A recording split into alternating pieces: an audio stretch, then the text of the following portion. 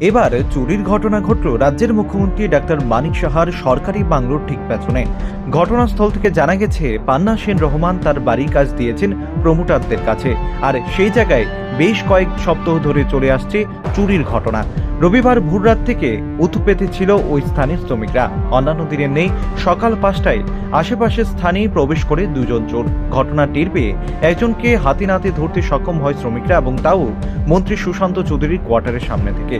খবর দেওয়া হয় পুলিশকে। তার কাছ থেকে উদ্ধার করা হয় নেশার সিরিঞ্জ জাতীয় দ্রব্য। স্থানীয় লোকজনরা মিলে বেঁধে রাখে তাকে।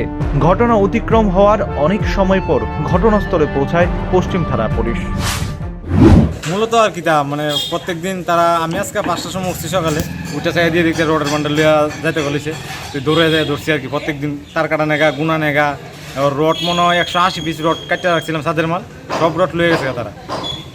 2 দিন দৌড়ানি দিয়েছি তারারে, দৌড়ানি দেওয়ার পর তো ধরতে পারছি না, বাইকে গেছে গা। তো আজকে সকালে অনেক কষ্ট হয়েছে তারা ধরতে।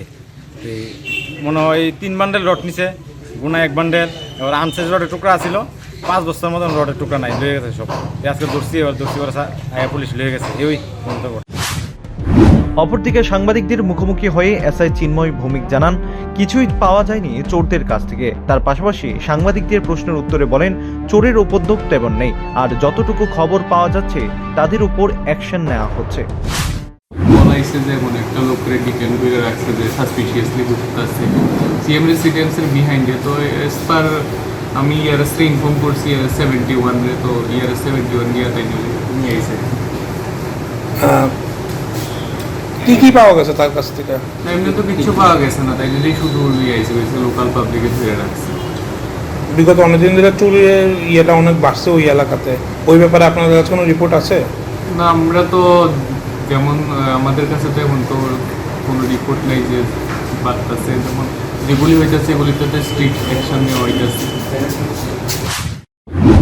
চোরের বারবারন্ত বৃদ্ধি পেলেও পুলিশ সর্বত্রই ঠুটু জগন্নাথের ভূমিকা পালন করছে বলে একাধিক মহলের বক্তব্য। এমনই দৃশ্য দেখা গেল শনিবার সকালে। এখন দেখার বিষয়, চোরের উপদ্রব কমাতে পুলিশ প্রশাসন আগামী দিনে কি ভূমিকা গ্রহণ করে। Bureau report, rising Tripura.